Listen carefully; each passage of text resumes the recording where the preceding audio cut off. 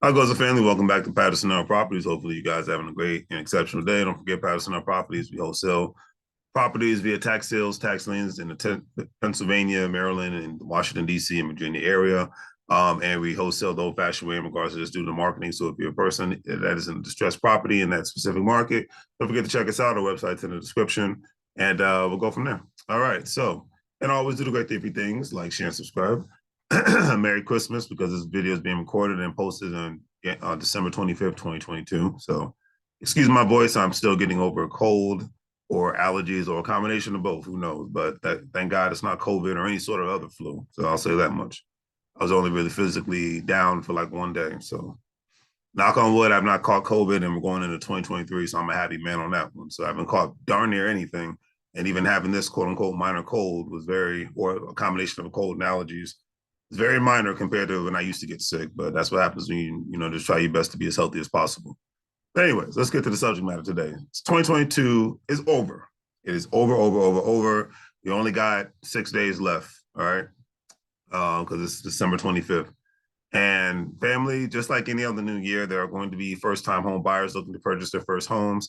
And for the people who are going to take advantage of people who served in the military, getting the VA loans and no down payments, people who are going to participate in the FHA, Federal Housing Authority loans, or any other specific programs that might be out there for first-time home buyers, because a lot of states have their own program as well. So look at your state's website, look at your local county government or city government's website. They might have some specific programs that you may not know about. And so I'm not going to give out false information. You got to do your own research. But anyways, even with all that, all this uncertainty in the U.S. economy, with us being in a recession, if one has the credits, but you've got to put yourself in a specific category. If you have your credit score right, significant amounts of money saved up in your bank accounts, you might want to possibly look into do your own research, house hacking method where you can purchase a home, rent out most of the rooms in order to save money, and then after a year, do it all over again.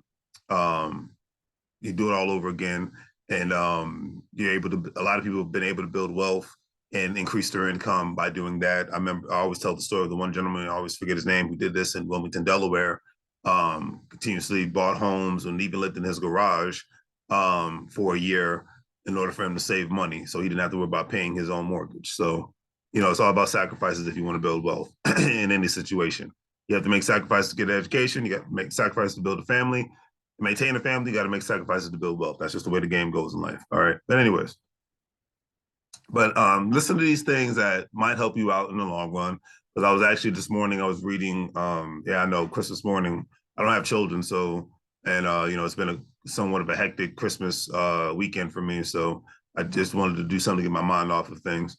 But anyways, according to this Zillow article that I read today, you want to make sure that obviously you have your credit scores between 680 and up. Also, do not open up any new credit cards during your home buying process, because that will open up new inquiries, and try to, and at the end of the day, try to just pay off all the credit cards as soon as possible. I like to keep my balances at zero as much as possible whenever possible. All right. Anyways, that's number one. Number two, choose the right loan officer. Hopefully you have a good relationship with your bank or banks. It's my opinion, not, it's not a fact, but my opinion that one should always have good options in life, no matter what the situation may be, including loan institutions, banking institutions. Number three, review your debt and income with your loan officer. Now, I know one's debt doesn't always stop people from trying to buy a home, but try to get as much of your debt down as possible is always in your best interest. Also, in my opinion, it is best for one to have a side hustle or second job for a year that allows one to increase before trying to purchase a home. So it allows people to increase their income, pay off debt, and increase their savings all at the same time. Just something to take into consideration, because that's what I did before I bought my home. I was working 3 jobs for a couple of years. Then I went down to 2 jobs before I bought my first home. And I didn't have any kids. I didn't have a wife. I didn't have any student loan debt. So that I didn't even have a car payment. I was driving an older car. So not having that kind of debt worked out in my favor from economic perspective. Number four, identify funds for your own payment, meaning you may have to put down a down payment of nothing more than 3 to 10%, or nothing at all, depending on the situation. Like I was talking about, you can get the VA loan if you served in the military. You can get the FHA loan and various other loans programs that might be possible within your community, because a lot of other states They do their best to work with housing, the federal housing authority, or just within their own governments and local governments to ensure that they can increase um, home ownership, because home ownership works for states, home ownership works for cities and counties and whatnot. Home ownership works for corporations. So that's why real estate, when it comes to people being rich, is always, in a sense, a part of one's portfolio, because county and city governments make money off of the tax base. Corporations, i.e., insurance companies, i.e., contractors, make money, meaning plumbers, electricians, carpenters, etc., make money off of people who own homes. And other corporations such as Walmart, Best Buy, Lowe's, Ace Hardware, Home Depot, they make money off of appliances that go in the home. So money moves them all around people having a home, whether one is renting it, but somebody has to own the home. So the ultimate money move is being made from a government perspective and a corporate perspective and a small business perspective. That's why, regardless of who's sitting in the White House, governor's house, mayor's house, county government seat's house, they want people to be able to own real estate because they benefit economically from it, from a tax-based perspective, from a corporate perspective, and from an economic perspective. Real estate makes the U.S. go round. So it is what it is, from commercial to land to residential. So it is what it is. If you want to debate it, I just broke down why I know that it helps the U.S. economy in so many freaking ways. That's why the U.S. economy plummeted so badly in 2007 and 8 timeframe, when the stock market had their collapse, and then when the banking industry had, in a sense, their collapse, and you had all these homes go on into foreclosures and whatnot. That's why during the pandemic of COVID-19, it was amazing how all parties was like, hey, we got to get lockstep in line and make sure that we don't have foreclosures out the yin yang, because we don't want a repeat of 2007 to 2008. That's what happens when you're making a money move. You don't care what your political party or your religious beliefs are. Say, hey, we got to do what's best for the economy. So we need to do what's best for the country, all at the same time. So I leave it at that. That's why I said the money move is real estate, because it just, so many areas. And even in certain instances where it helps people become wealthy by owning a multitude of real estate, because they're collecting rent, but then it allows a lot of renters to save money, because especially a lot of people have gotten back to renting out rooms instead of renting a house out. People have gotten back to renting out basements and whatnot, so that they can, sacrifice for a year or two and not have to pay as much. And therefore they can either rent the kind of place that they want in the future, or they can buy the kind of place that they want in the future. Something to take into consideration. All right. Number 5, get a pre-qualified loan. According to Zillow, in most states, a pre-qualified loan is based on your submission of stated income and assets, estimated down payment, desired loan amount, and possibly a credit check.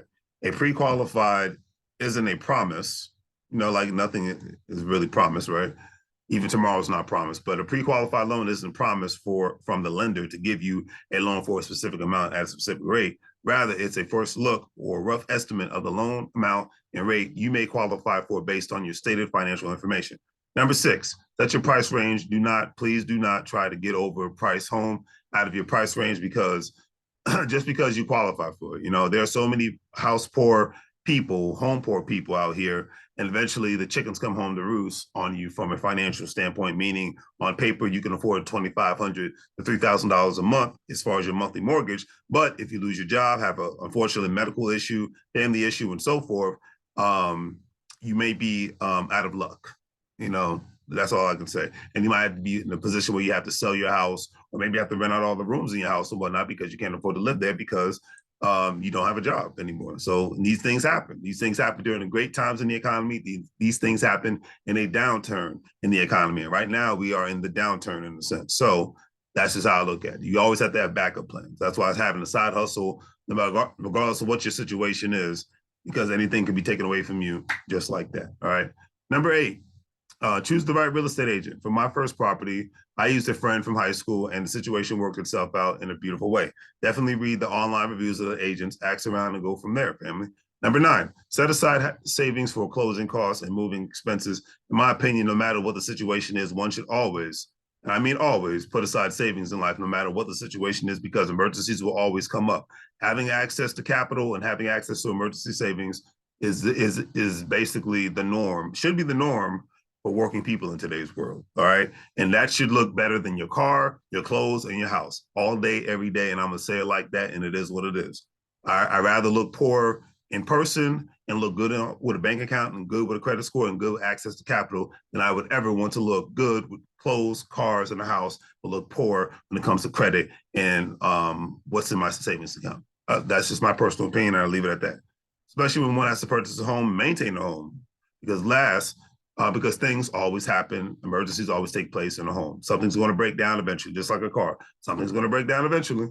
All right, last but definitely not least, number 10, get a pre-approval loan. According to the Zillow loan pre-approval generally means your lender has verified your stated income and assets with documentation.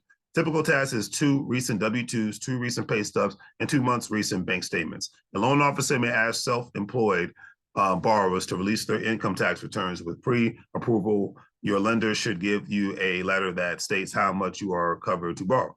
Because so many more people nowadays are becoming more and more self-employed or running businesses and actually have payroll and things of that nature, because people have the pandemic made people see the light, knowing that a job stands for just over broke if all you do is make money with your job. And if you lose your job, you put yourself in a position to where you could lose. So that's just something to take into consideration. But on that note, do the great thing for things, like, share, and subscribe. Have a great day. Merry Christmas. Happy New Year's. And as I always say, make money moves or you're going to live broke like a fool. Take care, family.